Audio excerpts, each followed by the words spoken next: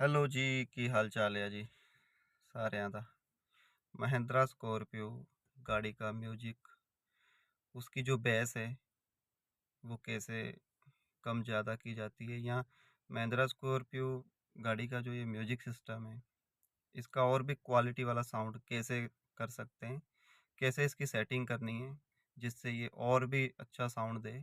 क्योंकि इसमें जो सेटिंग नॉर्मल होती है उसमें साउंड की क्वालिटी इतनी नहीं होती, लेकिन उसमें 2-3 सेटिंग्स ऐसी हैं जिनसे बहुत अच्छा साउंड ऑटोमेटिक ही बन जाता है।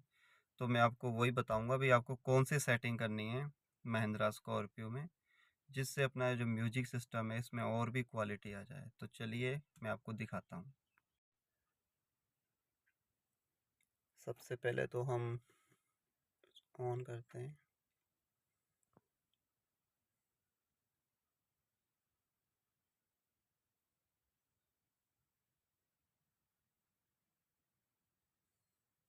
अभी एफएम इसका लगा हुआ है, एफएम चल रहा है।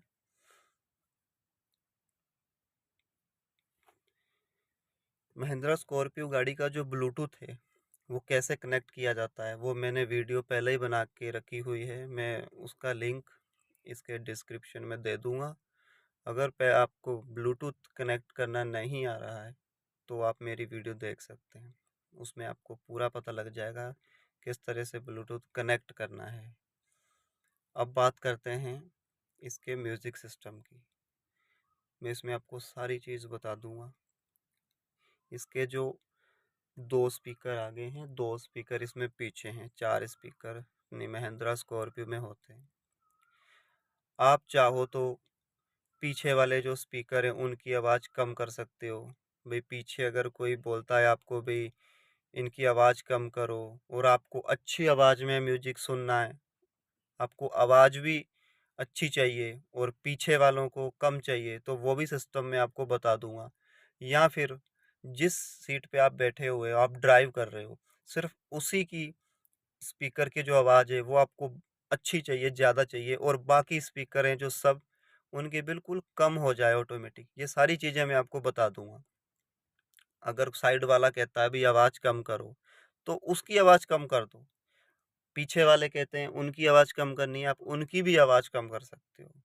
अगर आपको लगता है भाई मुझे कम रखनी है, पीछे वालों को अच्छा म्यूजिक सुनना है, मतलब चारों स्पीकर हैं जो अलग अलग काम करते हैं। मैं चारों स्पीकर में स्पीकर की बात आपको बता दूंगा किस तरह से आपको कम ज़्यादा आवाज़ करनी है उनकी। तो चलिए मैं आपको बता देता हूँ।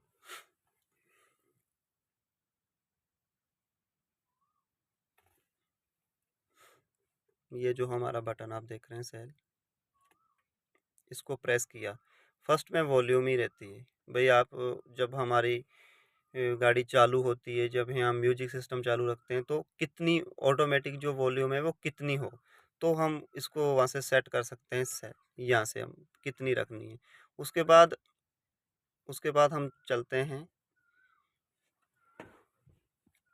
ये आ गया इसका तीसरे नंबर पे, इसकी बेस आ गई। भाई महिंद्रा स्कॉर्पियो गाड़ी का जो म्यूजिक सिस्टम है इसकी बेस कितनी रखनी है। नॉर्मली अगर आप सेटिंग में देखोगे तो अभी यहाँ पर आपको 0 0 ही मिलेगी। अगर आप देखना चाहते हो तो आप अपनी महिंद्रा स्कॉर्पियो के म्यूजिक सिस्टम में जाओ और चेक करो, यहाँ पर आपको अभी 0 0 ही मिलेगी इसकी जो बेस। तो इसका ध्यान रखना आपको, इसको आपको 10 पे करके रखना है। बेस के बाद इसका जो ट्रिपल है, ट्रिपल भी आपको इस समय अपनी स्कॉर्पियो में, अगर आपने सेटिंग कभी नहीं की है तो आपको ये सारी चीज़ें 0 0 मिलेंगी। तो इसकी जो ट्रिपल है इसको भी हम 10 पे कर देते हैं। उसके बाद जो मेन चीज़ है इसकी, जिससे इसकी साउंड डबल क्वालिटी बढ़ती है, मतलब आपको ऑटोमेटिक पता लग जाएगा जैसे ही आप उसकी सेटिंग को ऑन करोगे, आपको खुद ही पता लग जाएगा क्वालिटी का, भाई कितना साउंड ज़्यादा आ रहा है इससे।